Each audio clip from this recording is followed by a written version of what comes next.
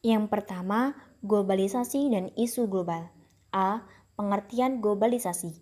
Globalisasi merupakan perkembangan kontemporer yang memiliki pengaruh terhadap munculnya berbagai kemungkinan perubahan dunia.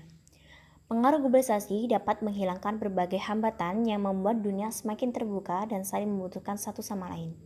Dapat dikatakan bahwa globalisasi membawa perspektif baru tentang konsep dunia tanpa batas.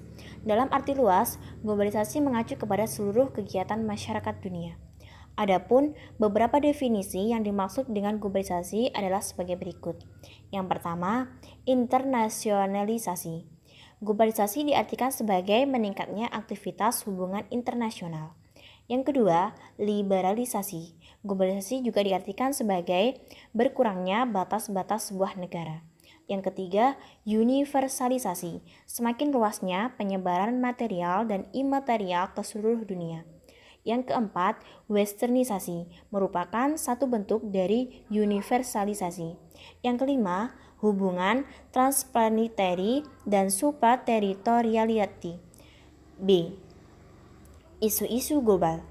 Isu global adalah setiap peristiwa atau wacana yang mampu menyita perhatian masyarakat global, atau persoalan lintas budaya dan bangsa yang sedang hangat dibicarakan pada masa sekarang ini oleh masyarakat. Kajian tentang sistem global. Yang pertama, kajian tentang nilai manusia. Yang kedua, nilai-nilai universal. Yang ketiga, perbedaan nilai manusia. Ciri-ciri dan masalah isu global. Yang pertama, ruang lingkupnya bersifat tradisional. Yang kedua, mempunyai sifat terus-menerus. Yang ketiga, berkembang menjadi masalah. Konflik dan kemitraan. Yang pertama, pengertian konflik. Konflik merupakan gejala sosial yang serba hadir dalam kehidupan sosial, sehingga konflik bersifat inheren, artinya konflik akan senantiasa ada dalam setiap ruang dan waktu, di mana saja dan kapan saja.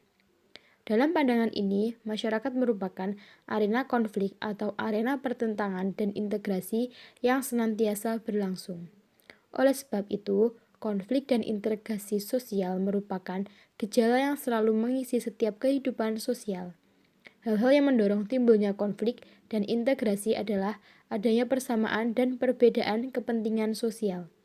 Dari setiap konflik, ada beberapa di antaranya yang dapat diselesaikan, akan tetapi ada juga yang tidak dapat diselesaikan sehingga menimbulkan beberapa aksi kekerasan. Kekerasan merupakan gejala tidak dapat diatasinya akar konflik sehingga menimbulkan kekerasan dari model kekerasan yang terkecil hingga peperangan. Konflik artinya percekcokan, perselisihan, dan pertentangan. Sedangkan konflik sosial yaitu pertentangan antar anggota atau masyarakat yang bersifat menyeluruh di kehidupan. Konflik yaitu proses pencapaian tujuan dengan cara melemahkan pihak lawan tanpa memperhatikan norma dan nilai yang berlaku.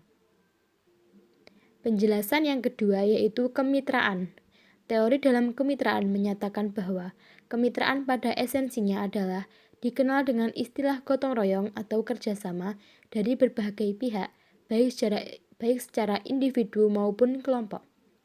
Menurut Noto Atmojo, kemitraan adalah suatu kerjasama formal antara individu-individu, kelompok-kelompok, atau organisasi-organisasi untuk mencapai suatu tugas atau tujuan tertentu.